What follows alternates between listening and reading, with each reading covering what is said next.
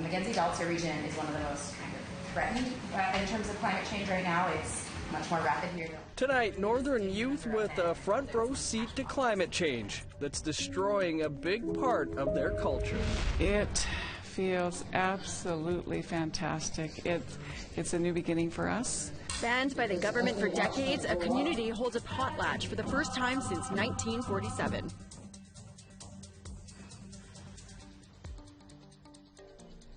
Good evening. Welcome to APTN National News. I'm Dennis Ward. And I'm Melissa Ridgen. More details today about an arrest made in the death of a Mi'kmaq woman. 22-year-old Cassidy Bernard's body was found in her home on the Waygoba First Nation in Nova Scotia back in October 2018. Bernard's 5-month-old girls were found at her side severely dehydrated. The RCMP announced today that Dwight Austin Isidore of Wagmaguk First Nation has been charged with second-degree murder and 2 counts of abandoning a child. The 20-year-old is Bernard's ex-boyfriend and the father of her 2 girls. He was arrested without incident Monday and is due back in court on December 16th. Cyrus Bernard is Cassidy's cousin. I'm ecstatic. My family is ecstatic. The back in the community. It just we felt all the love. Because when we got that information yesterday, I can't even explain the amount of joy that we all had. It just spilled over. Nobody could contain their emotions. Everybody cried. The Assembly of First Nations is hosting its annual Special Chiefs Assembly in Ottawa this week. Canada's new Minister of Indigenous Services attended, and he said he heard firsthand what First Nations want from his government. Jamie Pashagumskum has the story. I also, again, shake hands with each and every one of you in a humble, respectful way. National Chief Perry Bellegarde said he was glad for the work done in 2019 on child welfare and Bill C-92. And the national inquiry into missing and murdered Indigenous women and girls. Now he wants to see action on climate change, the UN Declaration on the Rights of Indigenous Peoples, and an implementation plan for C-92. He said all these issues require more than good intentions on Canada's part, and Indigenous voices must be part of any solution. So this requires more than good intentions. Economic and environmental justice for First Nations requires substantial financial investment to undo all those years of neglect. And we need the resources to update, repair and replace old and broken infrastructure and to finally clean up the toxic contamination of our lands and waters. Jagmeet Singh is the only federal party leader who will speak at the event. On Tuesday, he was joined by Grassy Narrows Chief Rudy Turtle, who urged the Trudeau government to immediately fund the mercury treatment facility the community has been asking for. We don't need someone from somewhere else to come and say this is what you need when they never lived in our community, when they've never been with us, when they've never seen the impacts. You'll get some guy from God knows where, becomes the Minister of Indigenous Affairs, and all of a sudden he knows what's best for Grassy Narrows. The new Minister of Indigenous Affairs is Mark Miller, who told Chiefs Tuesday that government is listening, though he did not specifically mention Grassy Narrows. For years, we've heard from you that in order to make progress, we need to change the fiscal relationship. And we're working together to build a new relationship that will provide sufficient, predictable, sustained funding to First Nations. In this way, we can work collaboratively to close these glaring socioeconomic gaps and strengthen self-determination and strengthen the economy. On Wednesday, Chiefs will hear from Crown Indigenous Relations Minister Carolyn Bennett, Heritage Minister Stephen Guilbeault, and Justice Minister David Lametti. Jamie Pashagumskum, APTN National News, Ottawa. Coming up, we continue our perspective series on climate change and the impact on the Northwest Territories. But first, here's a look at Wednesday's weather forecast. Off on the east coast, we've got 6 and cloud in St. John's, 2 and snow in Halifax. -6 and snow in Happy Valley, Goose Bay, La Grande River, -5 and snow.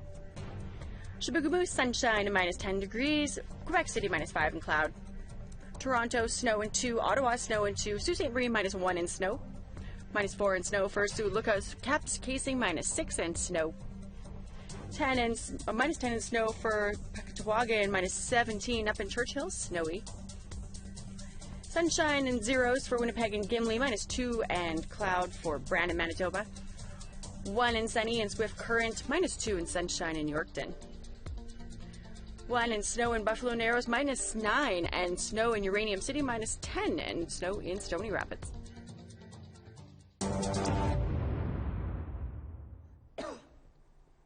Welcome back. In Alaska, Indigenous tribes are in a fight against the U.S. government, who want to build roads through the Tongass National Forest to allow resource development. The park has had a no roads rule, which was passed by the U.S. government in 2001. At 16.7 million acres, Tongass is the nation's largest protected forest and covers most of southeast Alaska. Despite concerns from Indigenous peoples that live and use the land, the Forest Service wants to build roads and turn old-growth forests into timberlands. The decision isn't final just yet, but Joel Jackson, the Tribal Council president of the village of Kake, says it would take something big to stop development from happening. They do want to open up the Tongass, and I don't think that's going to change anything coming down the line unless something drastic happens. Of course, you heard about the recall of the president or the impeachment of the president and the recall of our governor. So unless something drastic like that happens, I don't think it'll change their minds. The land is the culture, and the culture is the people. So what does that mean when permafrost that's been there for millennia is melting? APTN's Charlotte Morit-Jacobs shows us in part 2 of her 5-part series on how Northern youth are dealing with a crisis. Permafrost in the Arctic is melting at an alarming rate, making the Earth susceptible to heavy rains and landslides that erode the ground.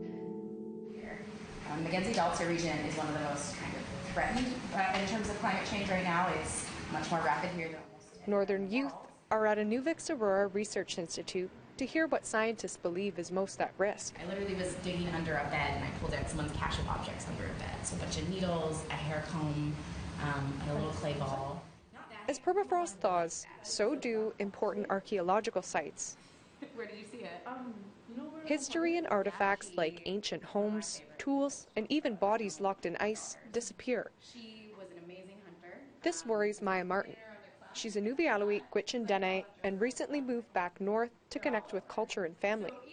I seen some artifacts when I used to live in Edmonton. Like when we would go to like the zoo or something, they would have like stuff that's like kind of like embedded in like a rock so that people don't take them.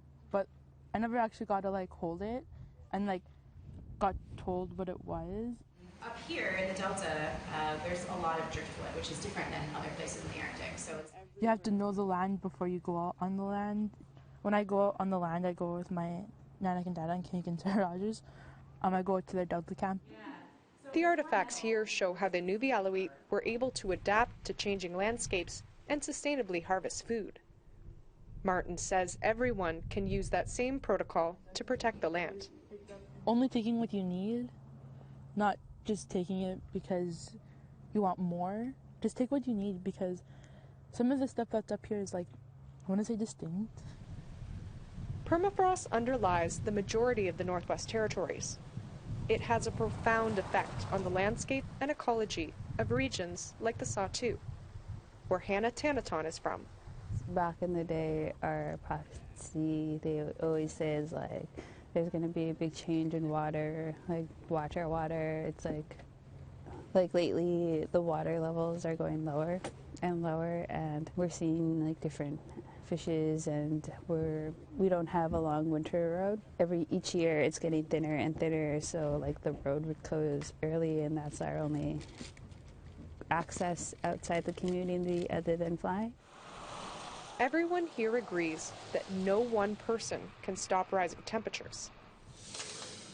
But holding resource extraction industry, one of the biggest employers in the territories, accountable is a no-brainer. I'm just kind of worried about what kind of state they're going to leave the mine in after they abandon it. because what happened with the giant mine shouldn't have happened in the first place. Like, we have 237,000 tons of arsenic trioxide dust underground, and the permafrost is melting, so it's not even going to stay frozen. Susan MACHAN is a geologist and a delegate at this youth summit. I am hoping to get into the mining industry, but that's more just because mining is such a big part of the CLIFFORD community. Like, we have Diavik and Acadie, and so many of our people are working there, and they have jobs, and it benefits the community. Like, so I do realize that we have to take better care of the earth, but we can't just stop mining. And getting the message out about climate change isn't always easy. Especially my dad works at Pembina Pipeline, so we don't really talk about it that much. I'm still trying to convince my dad about climate change. I'm thinking he believes it now. Overall, the visit to the research center was informative, not only from a science standpoint, but for connection in understanding the battle other Indigenous youth from northern regions. Like, I thought, like, maybe kids are just, like, interested in learning their own culture, like, why they're not passing on their tradition, like, and having the environment to change like that, where they're losing so many artifacts, and, like, for them to look for a rock to make an ulu, like she said, it was, like, hard to find, like, a really perfect one.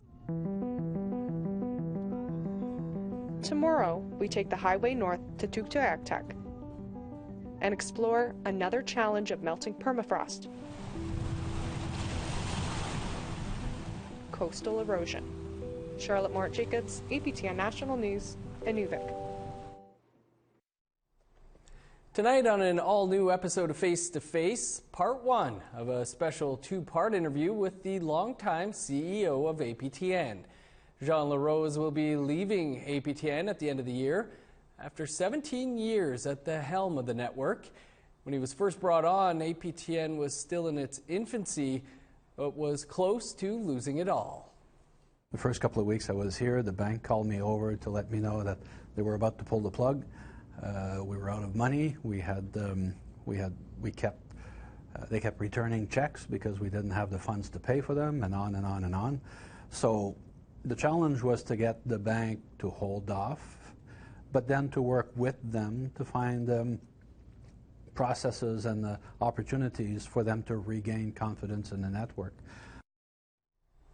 And you can catch that episode right here after the news. Which there's still more news to come. A ceremony not seen in many generations out in BC, but first here's the rest of Wednesday's weather forecast. To northern Alberta, we've got -11 in snow for Fort Chip, -6 in snow in Grand Prairie. Red Deer, -2 in snow, 11 in sunny in Medicine Hat. 4 and snow in Penticton, 8 for Vancouver, Victoria, and cloudy skies. -4 in sunny in Smithers, -7 in snow in Dease Lake. Old Crow, -31 in clear skies. Rock River, -24. -28 in snow in Norman Wells. Wati, -27 in clear skies. Tuck is -20 in snow. Inuvik, -21 in snow. -31 in snow in Baker Lake. Chesterfield, though, sunshine. And Whale Cove, -29. -20 in sunshine for Pangertung. -26 and clear skies in Iqaluit.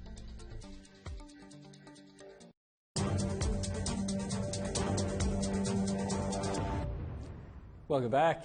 It was in 1947 that a First Nation in northern British Columbia hosted their last potlatch.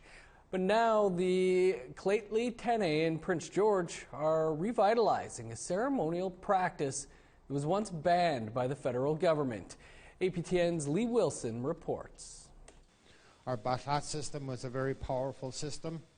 A historic day for the CLAYTON, as the nation hosted their first potlatch in 73 years. In Dakhal language, it is known as Balhats, this one honoring new beginnings. The event took place at the House of the Ancestors in Prince George. Clifford QUAW is a Clayton elder who is proud to be part of the ceremony. I'd say I'd be really proud to say that I was part of it, part and parcel to set up first Balhats in our territory since 1947. Clayton elder Darlene McIntosh sees the Balhats is regaining what has been lost. It feels absolutely fantastic. It's a new beginning for us. It's a way to get back our culture, our language, and all that was taken away from us. QUAW is a second-generation residential school survivor and says his community faced challenges in keeping their culture alive when elders would pass. Finally, the syndrome took over, and everybody just didn't care nothing. Nothing was passed on. All their elders passed away, and when they passed away, you were losing a whole dictionary, Late dictionary, and they passed away without passing on their knowledge. MCINTOSH notes part of the reason it was difficult was being an urban nation. And because we're so urbanized and in community, it wasn't as easily brought back as some of the outlying reservations that have maintained their potlatch or batlats. 1 month ago, neighboring communities and elders gathered in Clayton territory to share their knowledge on how to carry out the ceremony. Batlats brings the people together, and this is a big first step in doing that. To respect one another, love one another, help one another. In other words, unify the nation. At the potlatch, there was protocol, dancing, and food shared. Also, a celebration of a partnership with the Prince George School District. Many of the educators were in attendance to witness, as part of a commitment to reconciliation. I think that's important when we have the Ballhats here, that we're coming into their governance system and meeting on the local First Nations terms. And I think that's one of the big steps is building a true relationship. And that's how we get truth and reconciliation, is healing through a respectful relationship. The elders have been waiting for the Ballhats to return. This day comes from a commitment to them and the youth who would benefit from their knowledge. We're piecing all these pieces together, and with the Batlats, this is a good start, because for us, like, the pieces are falling into place, but it's also teaching the surrounding community about this is how we used to govern ourselves, and this is what we want to start bringing back, so we can help govern ourselves with a place that has trust and accountability and transparency. MCINTOSH sees the Ballhats as a way for the children to learn protocols and connect with their roots. The honoring of bringing our elders back, our knowledge holders, that are so very important. And if we can get our children starting protocol at a young age, then it becomes a norm for them, and it makes them better, whole, complete people.